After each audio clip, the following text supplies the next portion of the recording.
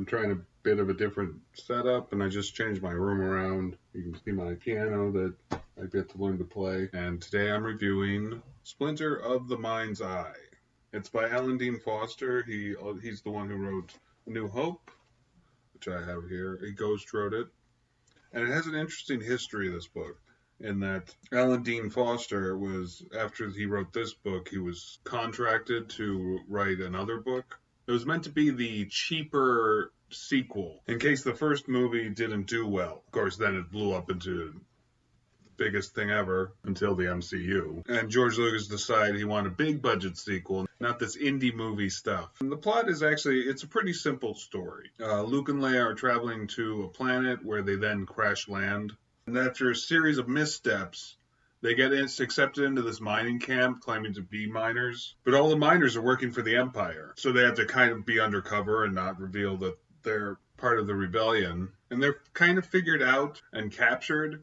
And after being captured, this woman named Hala saves them. And they're also captured with two, I forget what they're called, Huxons or something like that, named Key and Rin.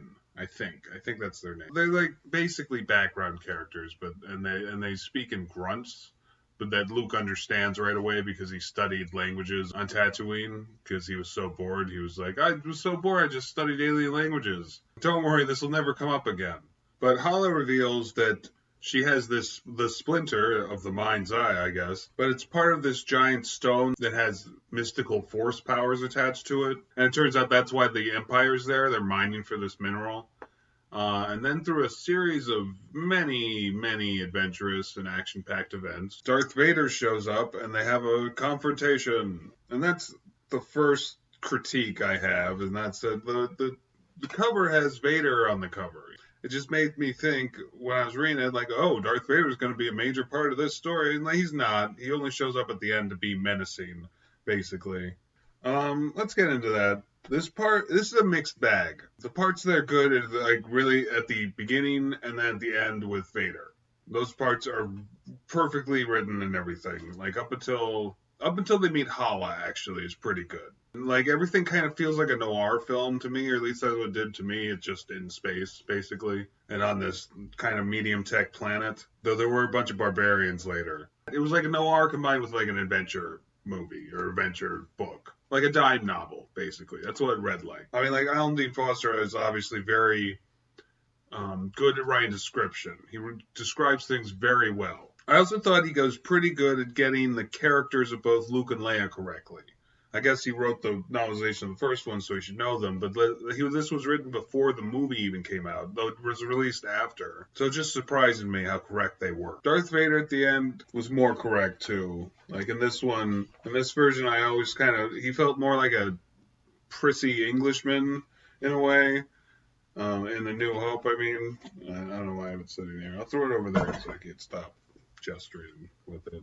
But in this one, he felt more like Vader. Even though he's only in for the last 20 pages, and then like something weird stuff happens then. But in a good way. That I feel is the best part. Maybe partly because I like Vader so much, and he shows up and has a really good moment between him and Luke and Leia. And you know that was a funny thing because like this was written only after the first movie, where nobody knows anything. But there were moments, well, outside of, like, there was awkward flirting throughout between Luke and Leia. Well, like, just from Luke, really. Leia's just like, whatever. I guess Leia had some moments, and it was just like, because it was only the first one and everything. But there was also moments, like, where it felt like they were talking as if they were brother and sister, basically. You know, like, in the very beginning of the book, like, right before they take off on their journey, they're like flying through space, and she's in a Y-wing and he's in his X-wing, and he's saying something to her. You know, you should use the thrusters to blah blah blah. But she's like, I know how to fly a Y-wing, brother. Sorry, sister. That I have a crush on. It's just weird like that. But it just like felt more like the dialogue you'd have between siblings than people who were attracted to each other, like in a rom-com or something. Maybe just the will of the force or something coming through. So, because there was a lot that I felt they got correct. There are problems. I would say the biggest problem is the character of Hala. She shows up and breaks him out of prison. And actually, right after she shows up, things are fine, story-wise. because she breaks them out of prison. But while she's doing that, she's also explaining things to them. She's like this big exposition machine, pretty much. And then after she breaks them out of prison, along with Key and Rin, the whatever they are, the Huxons or whatever, the Taxons. No, that's something else. She explains that's when she gives them the splinter, and like shows them that, and Luke grabs it and he has like a vision, like the Force gives him a vision, more or less, and I think it's like senseless destruction or something like that. I forget. I actually don't remember at all what he sees, but it's important. It's important enough that he knows he has to get it before the Empire, because they'll just use it for evil, and it's like very strong with the Force, whatever this rock is. And if that was the end of Hala, if she was like never again in the book, except maybe like something at the end, be like, hey, you did that thing for me, thank you, it would have been fine. Instead, she goes with them on their journey, and she's just an exposition machine the entire time. And she's like Navi in Zelda. In Zelda Ocarina of Time, Navi was this fairy that followed you around and would basically always be like, hey, listen, to tell you what to do next, over and over again. And that's all Hala does for Luke and Leia the whole time. Like, because of that, Luke and Leia never have to figure anything out again in the novel, until the very end when Vader shows up and Hala goes away because Vader's there, type of thing. She might have been with them, actually, but she, like, shuts up after that. But, like, she's always just like, oh, you got to do this now. Oh, there's the barbarians. You got to talk to them, and then you got to do this hand-to-hand combat with the biggest one of them or something. It was just, like, she was a very convenient character, because, like I said, it's just because of her always knowing everything all the time. Throughout the rest of the novel, Luke and Leia don't actually have to do anything except for what Hala tells them to do. It just makes all these parts kind of pointless to me, and a lot of it is partly because Luke and Leia don't really have a lot of agency there, except for finding this rock, right? But everything they do is just kind of like thrown at them as a way of plot convenience. And it's, in a way, it is that and then syndrome of, and this happens, and then this happens, and then this happens, and it should be like this happens because this happened, and therefore this happens, like things should naturally follow each other. Here it's like not even and then, that would be better, at least, because Hala's there just explaining what they should do at all periods and all times for the rest of the novel. It like takes away any character agency that Luke and Leia had at all. And it takes away takes all the air out of the plot, basically. Like, the story is flat after that, until Vader shows up at the very end. But it feels like the whole novel is basically written just to have that last 20 pages. Like, we have a really good ending, but everything else is going to be really slow up to that. And even that, like, the first, 50 pages or so, until Hala shows up, and not even, until Hala decides to come with them on their journey. Once that happens, the story kind of breaks. And it doesn't fix itself again until Vader shows up at the end. It's just like one character dragging the whole thing down. Like, she's the Jar Jar Binks of this one, but like Jar Jar, don't get me started on the Phantom Menace again.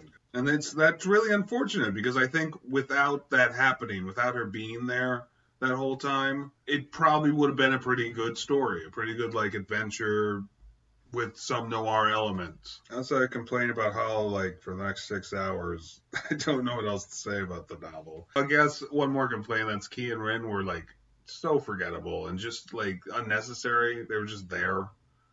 And sometimes Luke would translate something they said, but it would always be just the most obvious thing, oh, what'd he say? He said he was hungry. Up there, those Taxons are always hungry, or whatever they're called. They had no purpose at all. I'm trying to think of anything else to say. This feels like a side story. There's nothing major that happens into it. Nothing that would make me go oh, you have to read Splinters of the Mind Eye, or you won't know what's going on with book 1702 of whatever Star Wars trilogy. I mean, there were pretty entertaining parts. Especially if you can get over the Luke constantly trying to flirt with Leia. But being that they're called legends now, I kind of like the idea that this is just one version of an event, like passed down from generation to generation until like, yeah, someone added along the way that Luke was totally in love with Leia or whatever. Just thinking that's like a legend. Like this still happened canonically, or at least something like this happened in the real canon or whatever, but that's how I like to see them. But now it's just a legend. No one really knows what how the event played out exactly. I guess as a rating, trying to think of a reason for me to give it more than a 5 out of 10, which is kind of, I don't know. It's unfortunate because there are a lot of good parts in it. But was it more than half good basically, or did I feel it like because Hala, like, she pulls it down so much for me, because that's just not how you tell stories. That might be how you play a video game, and that makes me wonder, like, maybe they were he was like writing it like, what if it's a video game afterwards, even though all they had were um, pawn machines at that point, I believe. Maybe a little more complicated than that. But he was ahead of his time then, Alan Dean Foster. If he was like, okay, she'll be the quest giver from that point on. She'll be the Navi the fairy. I don't know what that is yet, but that's what she'll be. I'll give it a 6 out of 10 actually, because I've decided the stuff at the beginning and the stuff at the end works very well. And you could probably, I mean, when they make the cartoon version of this as a movie, they just cut the stuff with Hala out, or cut it down anyway. She just doesn't have to be there. She doesn't have to travel with them. Same with those furry aliens. Just get rid of them. Make it all about Luke and Leia and their adventure on this alien world. But yeah, 6 out of 10. Splinter of the Mind's Eye. Not recommended except for the most diehard Star Wars fans. Please like and subscribe or something.